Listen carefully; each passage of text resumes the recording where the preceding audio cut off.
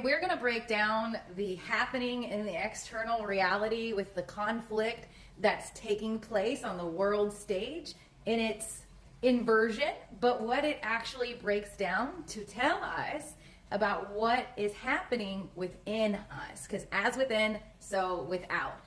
And when you have the lenses to see, then you can take the inversion or the negative and turn it into something positive, right? Because we like to do that over here. We like to take all the fear and just take it away. So let's start this out. Iran. Iran is notorious for its oil.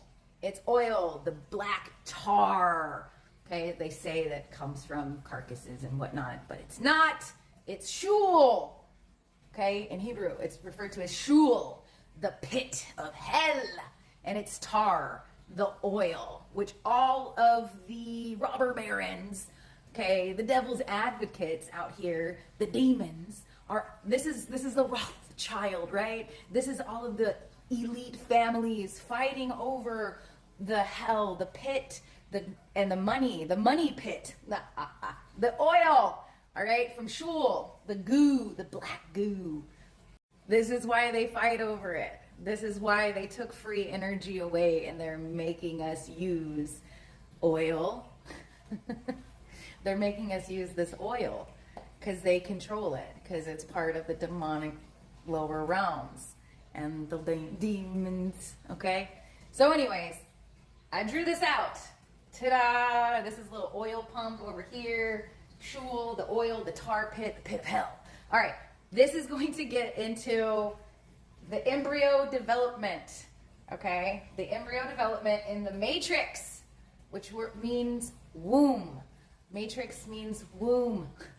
So in creation, we have the mother and the father, and that creates the child. And in this situation, here on Earth, Mother Earth. Earth is the mother. And then we have the heavens, which is the sky daddy. Yes. Cosmic consciousness is the sky daddy. And he seeded us. Okay? That seeding is the fertilization. It is the spark of creation. The infinite intelligence of the Christ light coming into the womb, into the matrix, to the light coming into the matrix to create within the mother, the womb, the child born of immaculate conception.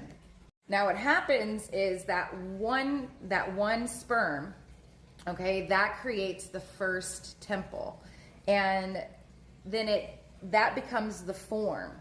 And its essence, the original spark, goes into the base of the spine. In the baby, of course, in the embryo, it stays in the base of the spine. And then that stays in our body. I don't know if you can see it here. Here is the base of the spine. You have your spine here. And the bottom of that is the coccyx, the tailbone, where the etheric imprint is stored. So what we call the original flame, the eternal flame, the spark of creation. So that spark creates the fertilization, and then it keeps the original flame, the original spark, in the base of the spine. So anyways, there's a sacred ritual that's called Yom Kippur, which is a sacred ritual where they bring in 2 goats, and one goat, becomes the first temple, which is the embryo, and then the second goat it goes into the wilderness, which is to the base of the spine. And it describes it as being like a thorny tomb. So let me read this from my manifesto, okay? So Azul traditionally is interpreted as a demon of the wilderness, or a wilderness spirit. This is also likened to the Greek character Pan. Okay, so it's as a demon or the wilderness spirit, which becomes in light of this awareness, okay, the guardian of latent potential, the force that holds karmic memory until the being is ready to ascend. All right, so the thorny path of the spine, okay, the place of bones and edges becomes the wilderness. The kundalini, coiled like a serpent, remains hidden until the soul completes its purification. Just as the sins are cast into the scapegoat, the karma of lifetimes is stored in the energetic body, held in tension at the root. So once purified through suffering, through our choices, and through our surrender, the soul ignites the eternal flame. The dormant kundalini rises. And the wilderness is no longer a place of exile, right?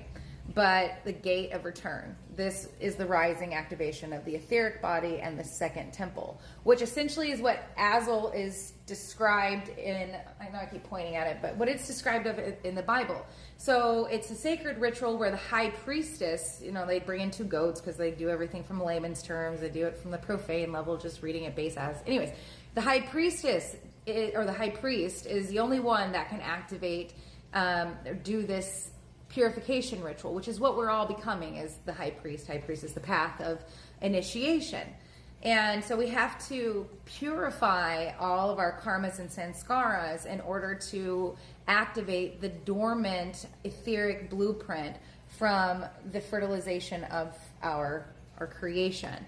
And once we do that, we break that casing, that goo, essentially, that's around the original seed atom, what we call the eternal flame within us. And so when it talks about when this is happening on a world stage and you see Iran, it's symbolizing, because it's oil, okay? So the oil is at the base of the spine, and we have to activate the kundalini to rise the oil, okay? So it's demonized in our external reality because our reality is based off of corruption and fear and inversion and misconception, not understanding that everything was written in myth.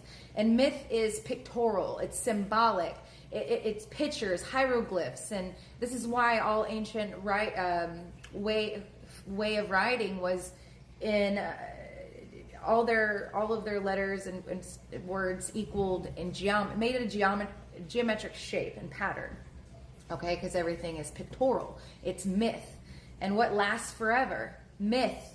They become legends, and that lives forever in the DNA. So when you activate the awareness inside of you and you heal those, what is exactly what the fuck we're doing right now on the world stage, is we are at that precipice where, again, we are achieving the etheric body. And so externally, that's what's playing on the world stage. So I hope that you found this insightful, enlightening, and useful.